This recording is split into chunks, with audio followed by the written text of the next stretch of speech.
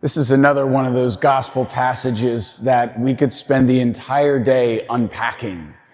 It's bringing to completion yesterday's passage. Remember when the apostles and Jesus were in the boat and they were traveling across the sea and the storm whipped up and Jesus calms the storm.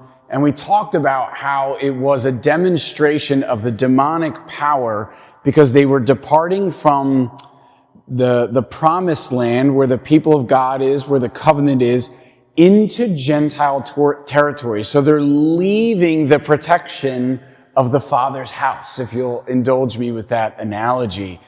And so chaos is erupting in the sea. He calms the storm. They arrive, and immediately they're hit with two demoniacs.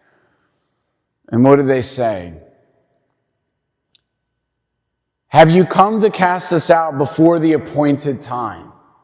The first observation right there is the demons know that there is an appointed time. So one of the points I made yesterday was that God limits evil. And so here you have even the demons testifying to this. There is a time that is appointed where they are going to be cast into the abyss. And that language and that image is referenced in the book of Revelation as well, which is, encompasses a judgment scene as part of it.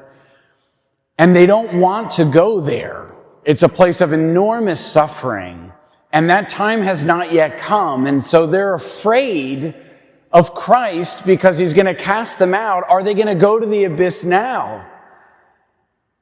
In our Lord, so first of all, we see the verification that God limits evil. But then the second thing that's interesting is our Lord actually shows them mercy. This is very unexpected. Remember, these are creatures whose beings are totally against God. They're not repentant.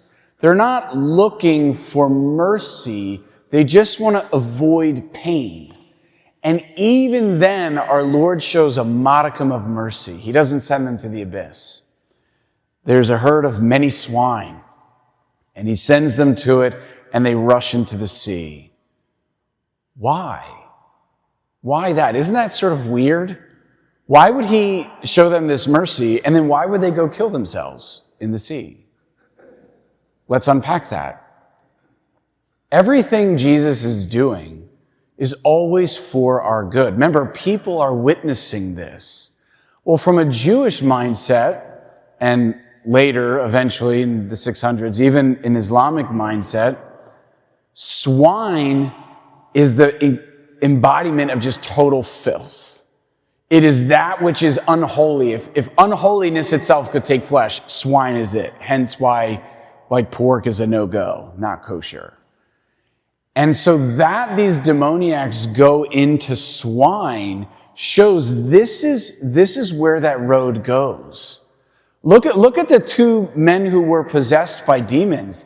A husk of what God had desired for them in their life. A saint you always imagine encompassed in light, totally clean, beautiful, even smelling amazing. But demoniacs are like wretched, they're wounded, they're dirty, they stink, they're violent, they're aggressive. They're everything that God didn't want. And this is what it is to live outside of the Father's house, outside of his protection. When we disobey the covenant, when we break off from it, when we reject it, when we think we don't need it, this is where that goes. And then when the demons enter the swine, what do? It ends in chaos. They go back to the sea that our Lord had to quiet, back to the sea that spontaneously erupts, right into death. And so to make a covenant with a demon through mortal sin has as its ultimate end chaos, suffering, and death. And all the people see this. They all see it. And our Lord wants them to see it. Wants them to hear how even the demons themselves don't want to end up in the abyss. With the hope that I, as an observer, would say, I don't want to end up in the abyss. Well, how do I avoid that? By following him. That's the obvious conclusion. And then here's the surprise in the whole story. How do the townspeople respond? They cast him out, not the demons. They don't want the covenant. That's shocking. That's shocking. He has come to proclaim the gospel to them, to invite them into the fullness of life, to bring them into the protection of the Father's house, that not only would they be spared evil, but they would be made beautiful. And they're like, you hurt my budget. And it says they begged him to leave. They didn't ask him. They literally begged him. They were so fixated and attached to a passing temporal good that they preferred that with all of its dangers than the higher goods that our Lord himself is offering. And this should give all of us pause, because I think the danger of reading scripture is to be like, oh yeah, I would never do that. When I know in my heart, I'm a Catholic priest, the reality is I do that. When I find myself in tensions with God, it's usually because part of my heart belongs somewhere else, and then I experience God as a burden, as an imposition. It frustrates me. And then I can cheapen my relationship to God with, all right, let me just check the box so I can say I did the thing, and then get to the thing I really want to get to. And that's just a first step to me eventually saying, get out of here. Get out of here.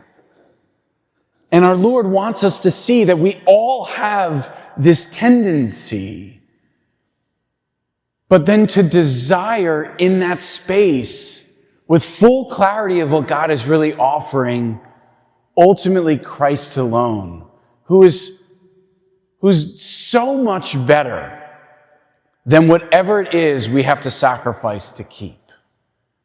Because there is no greater consolation than at our waking and in our rising, knowing we are fully alive, and not only in the Father's house, but in his embrace.